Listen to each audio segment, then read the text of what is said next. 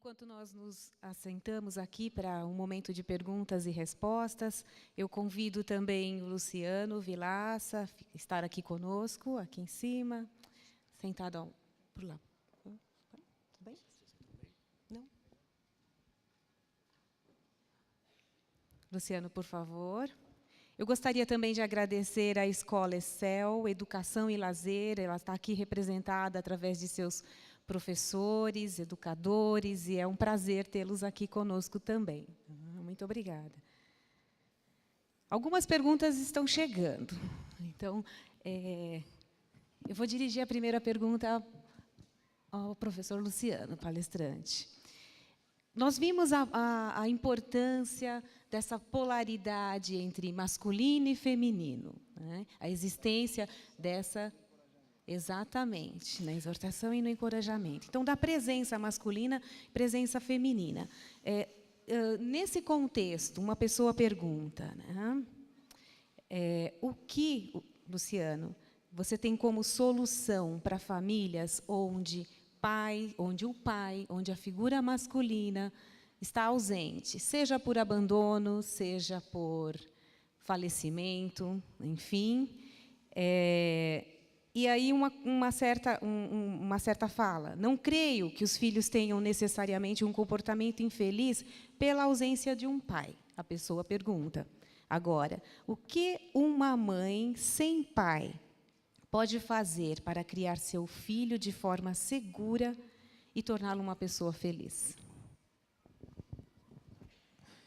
Boa tarde, queridos. Bem, eu tenho uma oficina que aborda bastante esse tema, que é o desafio das mães, quando o pai é ausente, o desafio das mães de criar os seus filhos sem efetiva presença paterna. A gente viu como é importante o feminino e o masculino, não é isso? Considerando que o masculino não é uma propriedade única do homem, mas uma virtude que pode ser incorporada também numa mãe. O pai, como homem, ele expressa a masculinidade em função do seu gênero. Tanto o papai pode expressar o feminino e a mamãe pode expressar o masculino. Masculino e feminino aí entendo então como dimensões ontológicas, como virtudes, como dimensões que podem ser expressas. Jesus expressou a sua feminilidade. Diante do povo que o rejeita, ele diz: Jerusalém, Jerusalém, que mata os profetas e apedreja o que vos for enviado. Quantas vezes eu vos quis agasalhar como o quê? Galinha. A galinha. E ele faz isso com lágrimas nos olhos.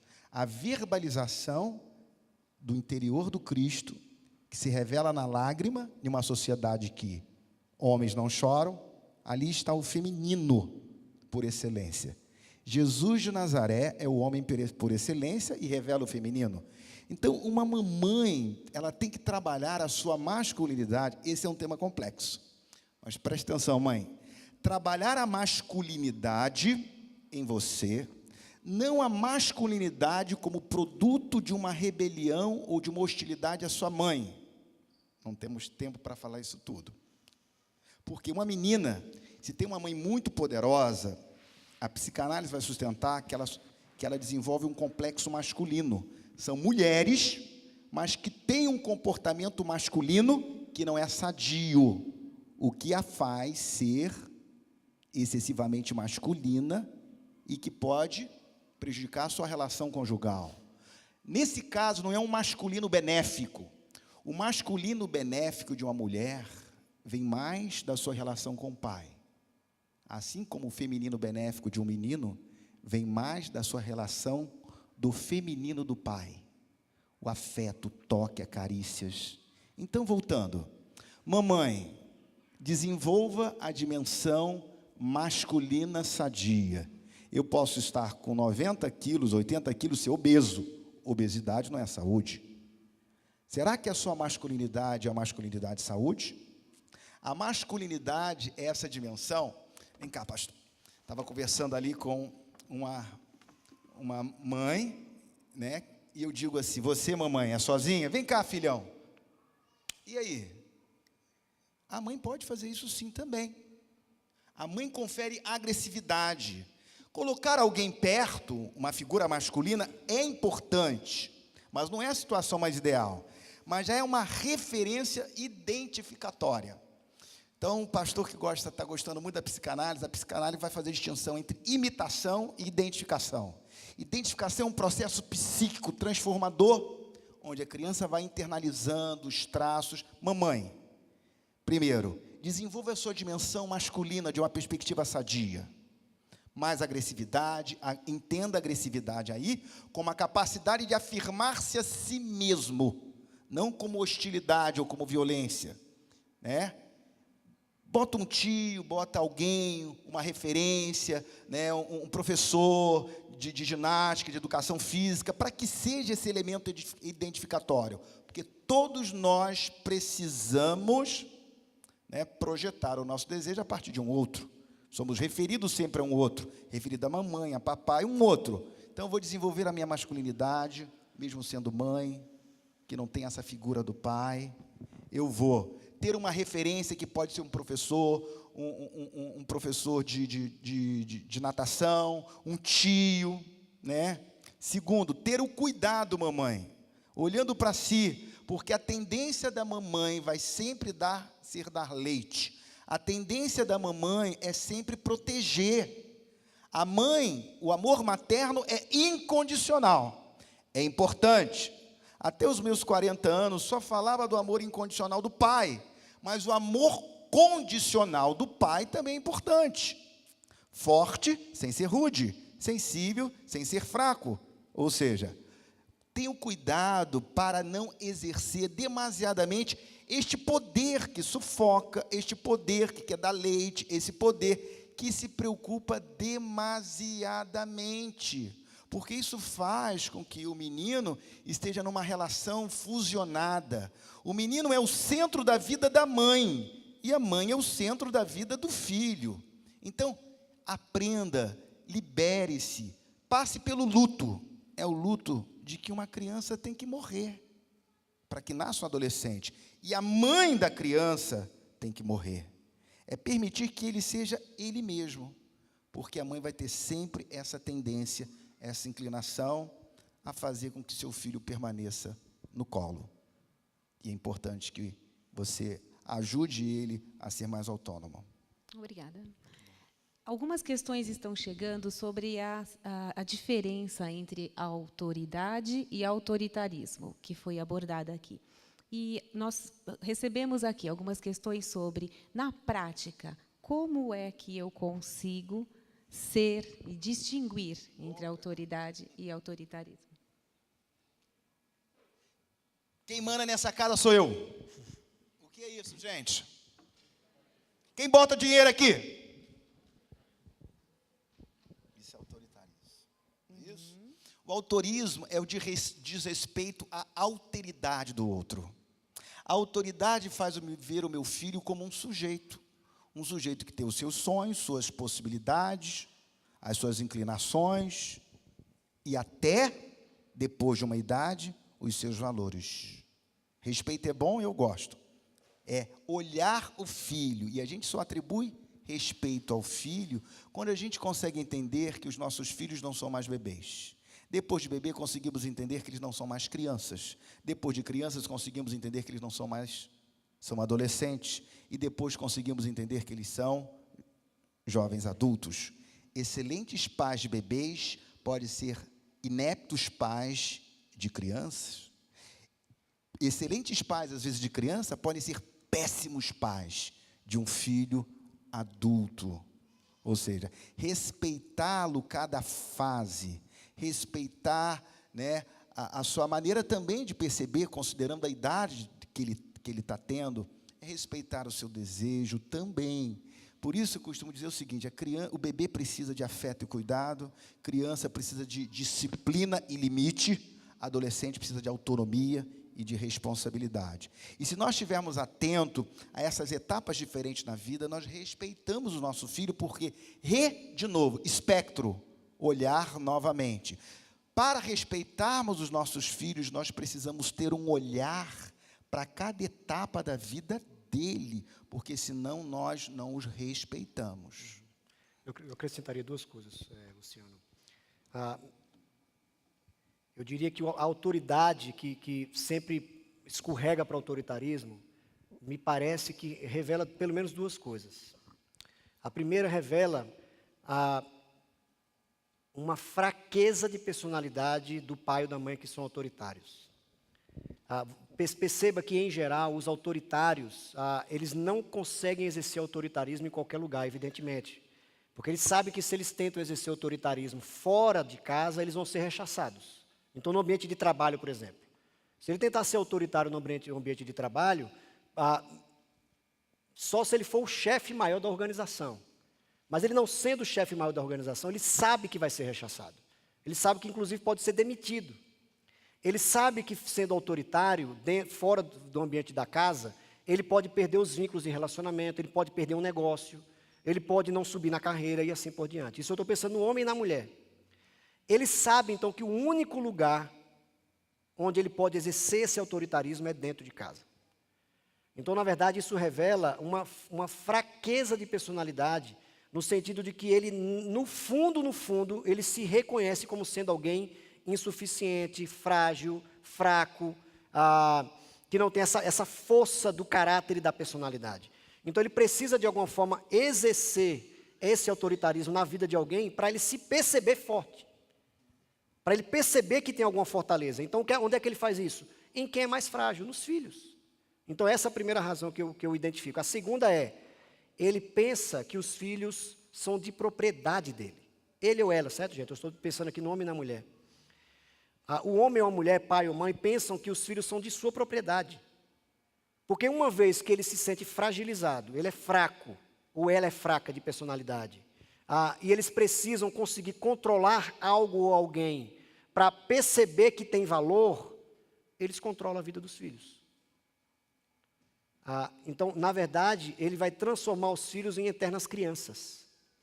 Mesmo quando esses filhos crescem, como o Luciano acaba de dizer, ele não vai saber como lidar com um jovem ou com um adulto, porque ele sempre tratou seus filhos como crianças. Porque, afinal de contas, esses filhos me pertencem. Enfim, só para acrescentar um pouco ao que o Luciano disse. Tem uma questão aqui interessante, curta. Como lido com uma criança de 3 anos que fala, eu quero ter um coração sujo e não quero obedecer a Deus? Eu penso, posso fazer vamos falar como educadora? Um pouquinho. Como mãe, como educadora, mas, acima de tudo, como mãe cristã. Se você está aqui, primeira coisa, no primeiro tempo, em todo o tempo, ora pelo teu filho.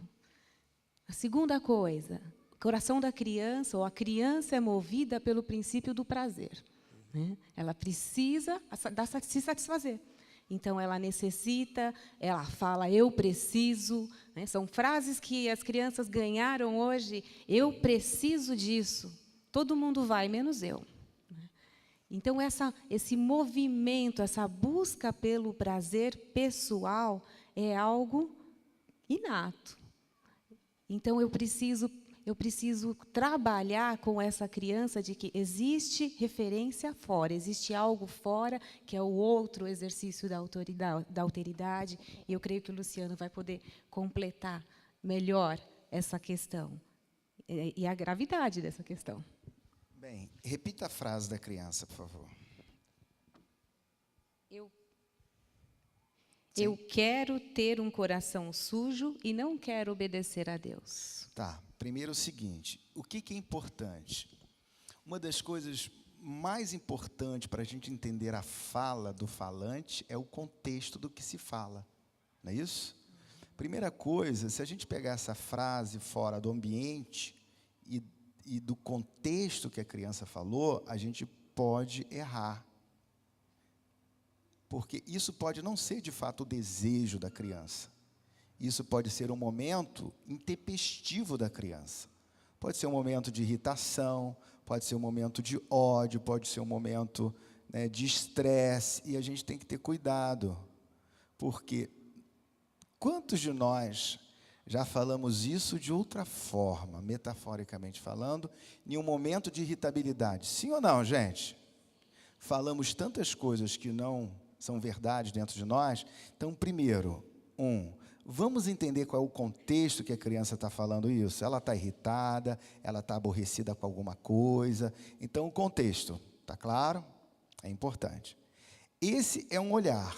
O outro olhar, né, é entender o que pode estar acontecendo.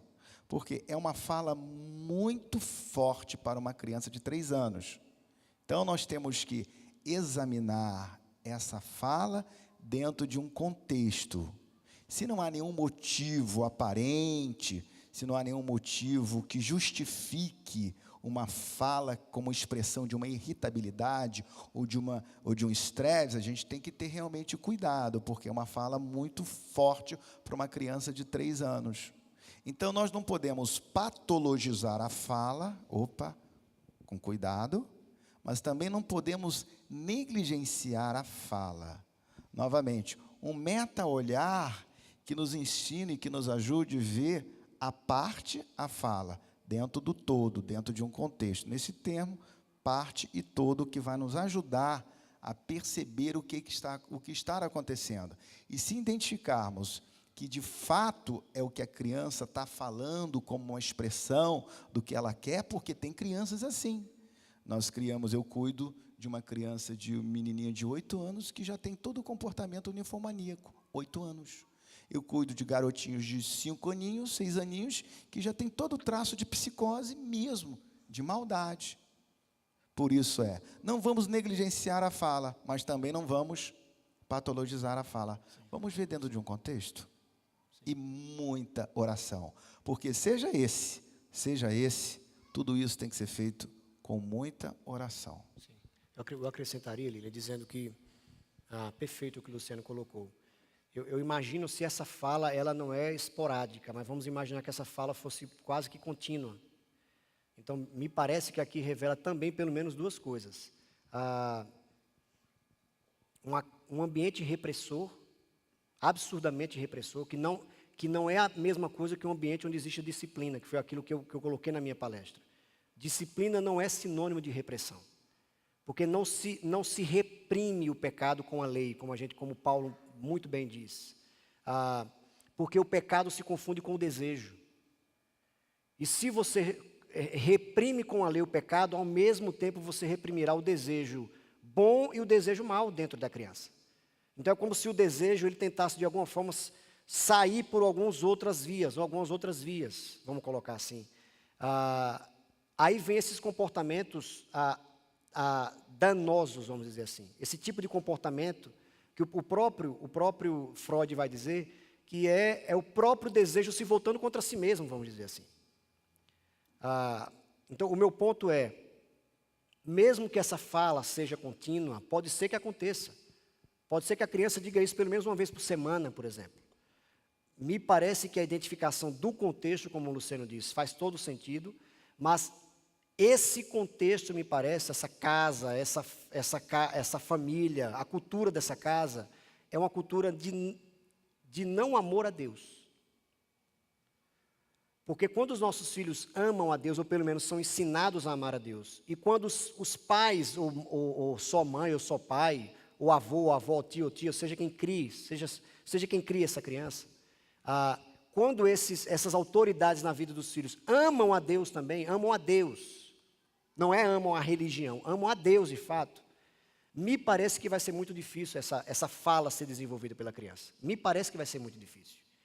Porque um ambiente onde há de fato o amor de Deus sendo expresso no comportamento, na fala dos pais, no carinho, no afeto, na afirmação, na exortação, me parece que essa fala, ela nunca vai ser contínua. Pode ser que seja esporádica, tudo bem, como o Luciano muito bem colocou. Pode ser que seja esporádica, mas contínua me parece que ela nunca vai ser. Ok. Eu quero pedir autorização para que nós possamos continuar por mais 20 minutos. Nós já excedemos em 10 minutos o nosso horário de encerramento. E eu quero pedir autorização para vocês, né? Estou falando com o público. Podemos ficar até as 14h30? Ok? Então, a próxima pergunta. Como agir quando um filho de 3 anos e meio, um menino, demonstra interesses pelo universo feminino? Vestidos, batom, esmalte, personagens Branca de Neve, Chapeuzinho Vermelho. Como não estimular e como não proibir para aumentar a curiosidade? Novamente, aí a questão da função paterna, né? Uma criança com 3 anos e meio, essa idade, né, já está se identificando, ela está começando a construir a sua identidade, obviamente. A partir dos 2 aninhos, tem um dado ali biológico, a gente sabe disso, e tem um dado cultural, e tem um dado da aprendizagem, que também está dentro da cultura. A gente vê que essa criança está se identificando mais com essa figura materna. Possivelmente, esse pai pode estar distante, ou é um pai mais frágil, dentro dessa dinâmica familiar. Agora, como lidar com isso, né? Primeiro que a repressão, nesse caso, ou seja, combater demais o comportamento não desejado, vai produzir exatamente o oposto, né? Existe um princípio chamado a lei de Lousada, que mostra que, para cada crítica, nós precisamos de 3 elogios para estar dentro de um estado neutro. Para cada crítica, 6 elogios para contar positivamente a favor do elogio que eu atribuí ao meu filho. Então, nesse contexto, cuidado com a verbalização do comportamento negativo, porque isso vai fazer com que a criança esteja mais atenta ainda.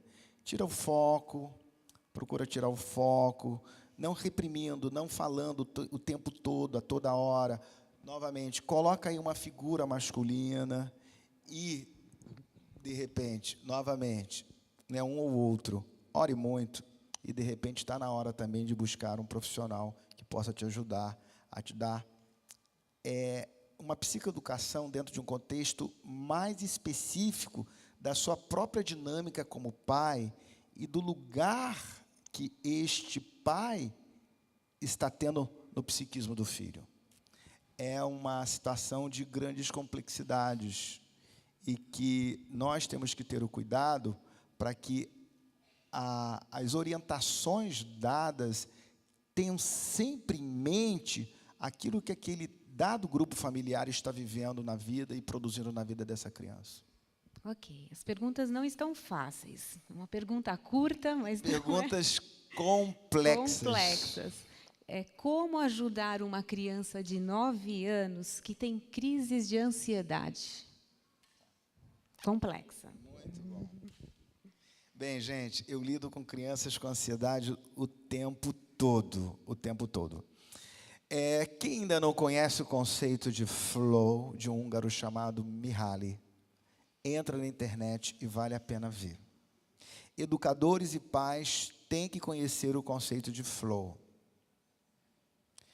O conceito de flow nos diz o seguinte: se você tem um alto nível de desafio e você tem pouca competência, você vai estar dentro de um estado de ansiedade. Vou repetir. Se você tem um alto nível de desafio e pouco nível de competência, você vai estar dentro da zona do mapeamento de ansiedade. Mas se você tem muita competência e pouco desafio, você tem tédio, ok? Me acompanharam? Então tá bom. Imagina você que não tem muita habilidade ou que não está acostumado a falar em público. Se você chega aqui, é um alto desafio para pouca habilidade. Você vai ter um alto nível de ansiedade. Mas para o pastor, que está acostumado a falar em público, e quanto mais gente, fala. Melhor. Desafio mesmo. Alto nível de desafio e alto nível de ansiedade. Então, ele vai estar em flow. Entendeu? Tá.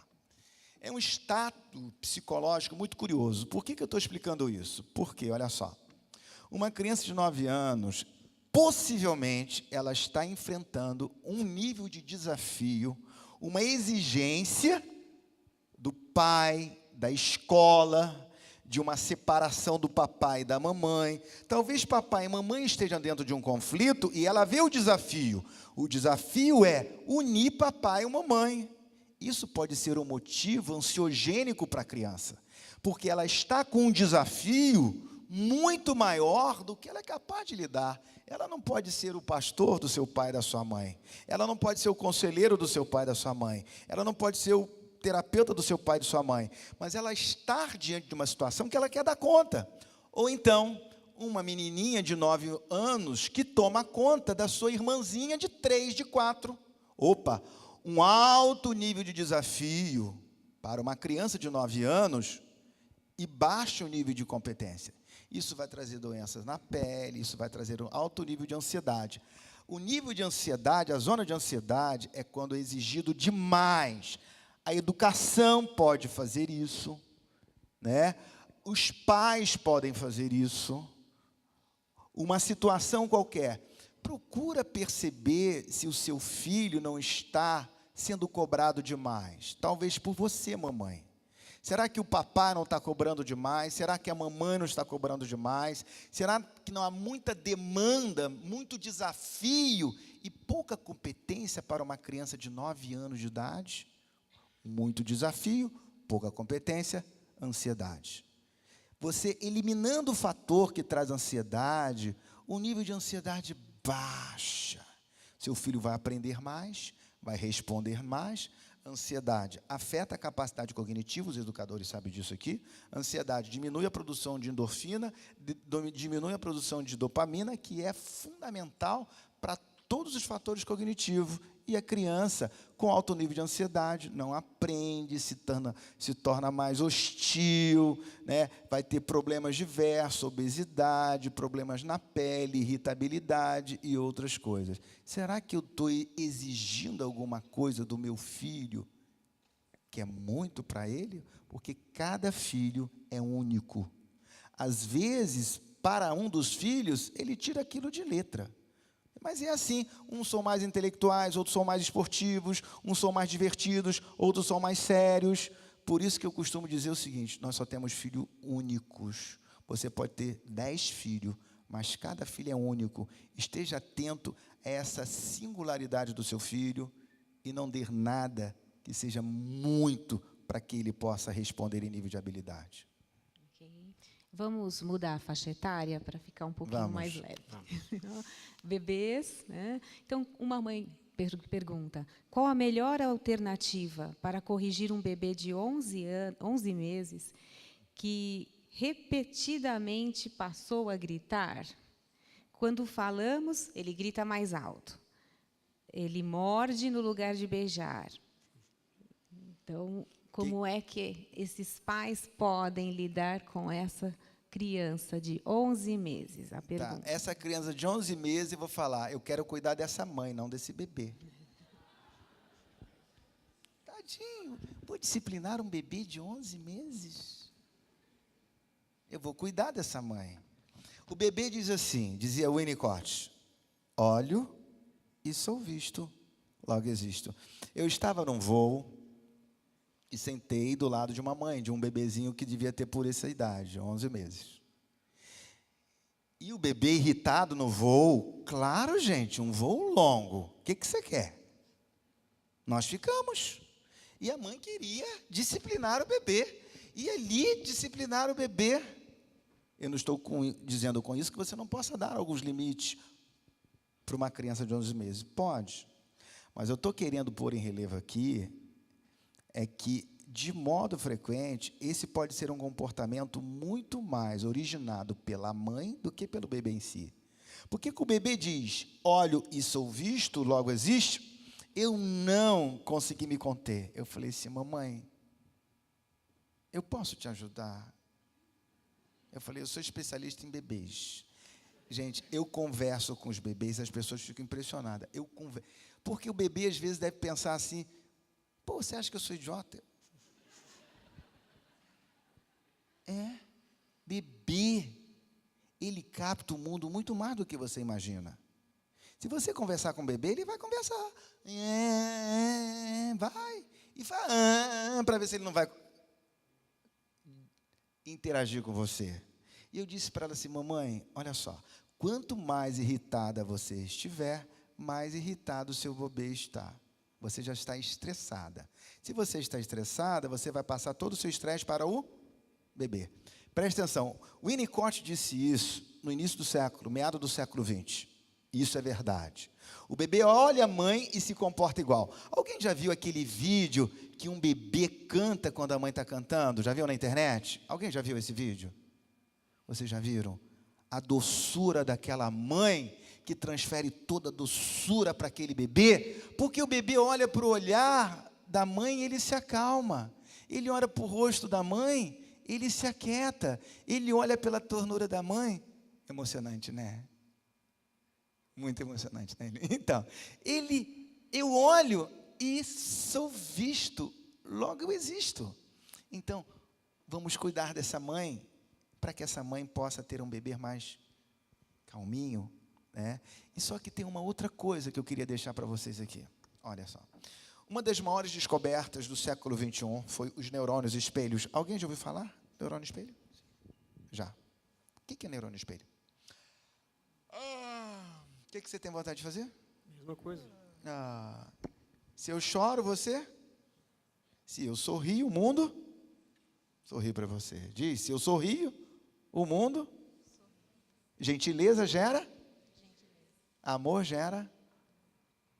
É o neurônio espelho que me faz imitar não apenas ações, mas as emoções. O bebê, ele imita as emoções da mamãe, a partir do neurônio espelho. Agora, você não vai, evidentemente, permitir que a criança te agrida. Você vai falar assim, não é o bastante. Não se disciplina fisicamente um bebê de 11 meses. Bebês, eu disse aqui, precisa de quê? Alguém lembra? Sim, mas eu usei hoje aqui, ó. Bebê precisa de cuidado e afeto. Criança, disciplina e limite. Adolescência, eu não disciplino, nunca precisei pedir os meus filhos para estudarem. Todos passaram em faculdades federais, e os 2 fazem 2 universidades. É dele, porque só tem 3 maneiras da gente ajudar os nossos filhos a serem disciplinados. Eu queria deixar isso aqui. Só existe 3, Lilian, não existe mais. Tudo que nós formos falar, elogio é importante. É importante? Exortação é importante? Mas nada disso tem nenhuma eficácia sem essas 3 dicas. Então, vamos lá. Primeiro, pode assim comigo, vamos lá. Faz comigo, por favor. Primeiro, exemplo. Fala bem alto. Primeiro. Segundo, exemplo. Terceiro, exemplo. Encorajamento, tudo que nós ensinamos aqui e falamos. Essa mãe tem que espelhar o seu filho pelo exemplo. E pôr limite. Não, porque o desejo está aí. Sim, o desejo está à porta, mas a ti cumpre dominá-lo. A criança não tem ainda. Então a mãe põe limite nesse desejo. Não, só tira a mão. Desvia. Não, é o suficiente. Mas nada de disciplinar com vara um bebê de 11 meses. Não tem sentido isso. Mas, vamos cuidar primeiro dessa mãe? Eu iria por aí, viu? Meu marido sempre acha, meu marido não, tá? Meu marido sempre acha que eu mimo meus filhos quando tento entender o porquê da atitude, pois para ele eu deveria ser mais firme, porque meus filhos só fazem manha comigo. Mas no meu entendimento ele quer usar de autoridade quando deveria entender o problema. Estou mimando ou ele está sendo autoritário? Bem, tem vários conceitos aí, né, pastor? Vamos lá. Primeiro, eu acho que tudo que nós falamos aqui ajuda a gente a responder essa pergunta. Será que esse pai está sendo autoritário ou está sendo ou é autoritarismo? De modo frequente, a criança ela tem mais dificuldade de obedecer à mãe. Vamos entender por quê. Para a criança, a mãe ela é horizontal. Ela vem do mesmo corpo da mãe. A corporalidade está ali no cordão umbilical, essa umbilicalidade, mãe-bebê, faz com que a criança olhar para a mãe veja uma simetria, uma horizontalidade. Alguns meninos apanham da mãe e às vezes dizem assim, ó, não doer, não doer, e corre. Duvido fazer isso com o pai. Faz, pai? Olha, 50% de força física a mais. Uma mão muito mais forte. Sim ou não? Uma voz testosterônica mais forte. E o pai é o primeiro outro que a criança encontra fora do ventre. Então, preste atenção. Essa mãe disse que a criança não está obedecendo ela, não é isso, não? O pai não pode ir por um extremo de querer disciplinar sem ouvir. Tem que ouvir. Você não sabe o que está acontecendo. Às vezes, é uma questão crucial e a criança precisa falar. Vamos dizer isso junto? A criança precisa falar. Diga. Nunca diga, cala a boca. Diga, nunca diga, cala a boca. E nunca diga, engole o choro. Diga, nunca diga. Deixa chorar. Diga, deixa. É preciso chorar. Então, será que papai está sendo excessivo?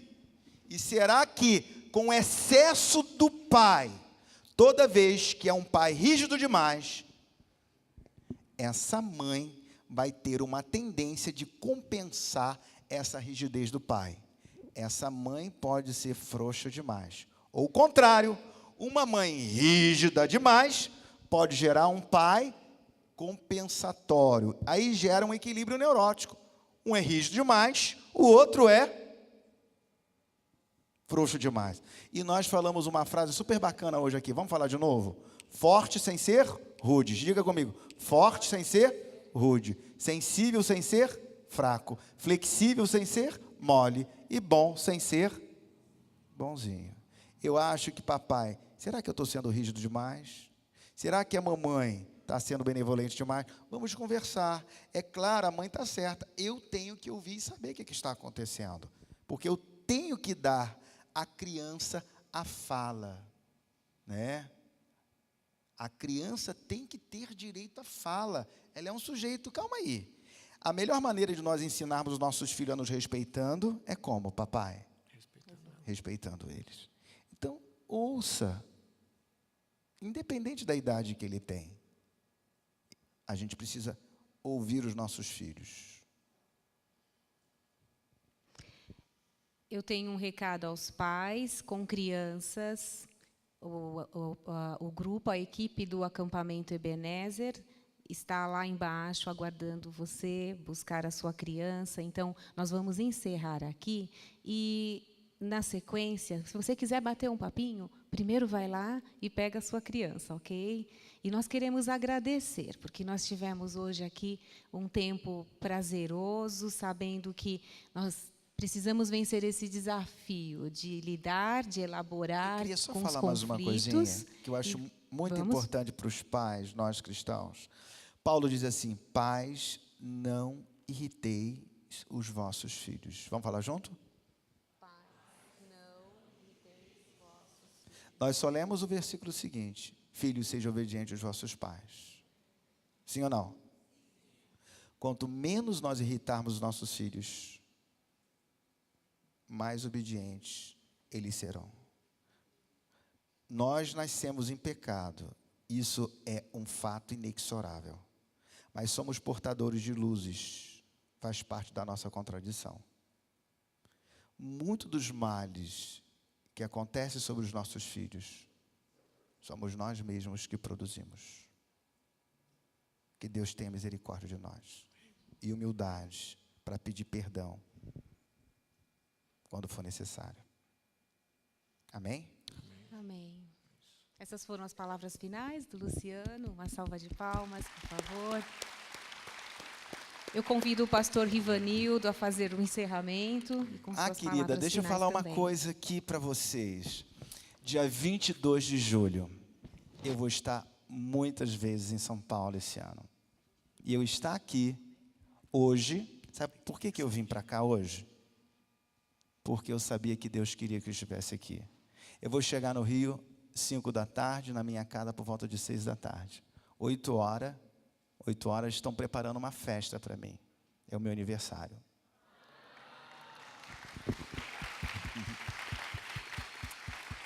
Eu vim pelo tema. Você não tem noção da minha agenda. Por que que hoje, sábado, está livre e eu podia estar aqui? Sabe por que que eu podia estar aqui? Porque eu marquei na agenda. Não posso fazer nada no meu aniversário. Sim, por isso. Eu não tenho sábado livre. Minha agenda de 2018 já está feita. Porque Deus queria que eu estivesse aqui. E com viagem, amanhã de manhã, eu viajaria para os Estados Unidos. Olha a maratona. Meus filhos iam comigo. E eu queria convidar você. Eu exerci 30 anos de ministério pastoral. Foi aí que ele me conheceu. Hoje eu trabalho mudando famílias. Não gosto desse nome, mas na Barra me chamam de o mágico, o bruxo. Porque eu tenho um dom. E esse dom que me deu foi Deus. Quando eu tinha 19 anos de idade, eu ouvi a voz de Deus por 2 horas. E Ele me chamou. Não foi à toa que eu conheci minha esposa e marquei o casamento com 5 dias. A minha família é uma família de cuidadores. Meu filho tem 22 anos. Ele cuida. Ele cuida de jovens, ele cuida de adolescentes. A minha esposa é cuidadora, é pedagoga e é terapeuta, cuida. E nós acreditamos que Deus está nos chamando também para abençoar as famílias de São Paulo. Dia 22 de julho, nós vamos estar aqui um dia inteiro abençoando as famílias. Um encontro chamado Criando o Futuro. E nós temos muita coisa para dividir com vocês aqui durante esse ano e o ano que vem. Foi um prazer. Luciano, fala onde é o horário, fala o lugar. Dia 22, eu não estou aqui com os dados, no Hotel Tulip. Qual é? Eu te dei. Tulip? Obrigado, Golden Tulip. Obrigado. E já estamos preparando aí. Eu falei, o meu grande desafio vai ser arrumar um sábado para dar uma palestra, criando meninos. Isso aí. E por que não uma palestra também criando meninas? E por que não uma palestra mãe e filhas? E por que não um workshop de pai para filho? O que me trouxe aqui foi o livro de pai para filho, não foi isso? Com certeza. Agora eu estou escrevendo um livro, sabe qual? Mãe e filha, um encontro possível. Tá? Então quero convidar você, 22 de julho. Eu tenho certeza que a sua vida vai ser impactada. Um beijo no coração de vocês. Vamos ficar em pé. O Luciano vai ter que sair já, tenho medo de você perder o seu voo. Vai embora. O pastor irá orar. Nós estamos apressados pelo voo dele, senão ele não chega para a festa de aniversário. E nós vamos pedir a bênção do Senhor aqui para a sua viagem. Pastor. Gente, o Luciano vai indo. Vamos orar por ele, mas ele acabar aqui, ele já vai ter que ir embora, porque senão ele perde o voo. Literalmente, ele vai perder o voo se ele não for agora. Senhor Deus, obrigado pela vida do Luciano. Obrigado, Deus, pelo teu servo. Obrigado pelos talentos e dons que o Senhor concedeu a ele, Senhor. Mas mais que isso, obrigado porque ele reconhece que foi o Senhor que deu e, consequentemente, ele devolve isso para o Senhor e para as pessoas em forma de serviço, em forma de amor, de afeto, de bondade. Então, que o Senhor continue fazendo ele prosperar, Senhor, nessa nova carreira que ele está desenvolvendo nesses últimos 7 anos, Senhor. Obrigado pela esposa dele, pelos filhos, por toda a empresa, toda a carreira que ele está montando agora nesses últimos anos, os livros que ele tem escrito. Então, pedimos a Deus que o Senhor o leve em paz agora de volta para o Rio de Janeiro, guardando a sua entrada e a sua saída. É assim que nós oramos, agradecidos, no nome de Jesus. Amém. Amém. Obrigado, amados. Foi um prazer. Tá?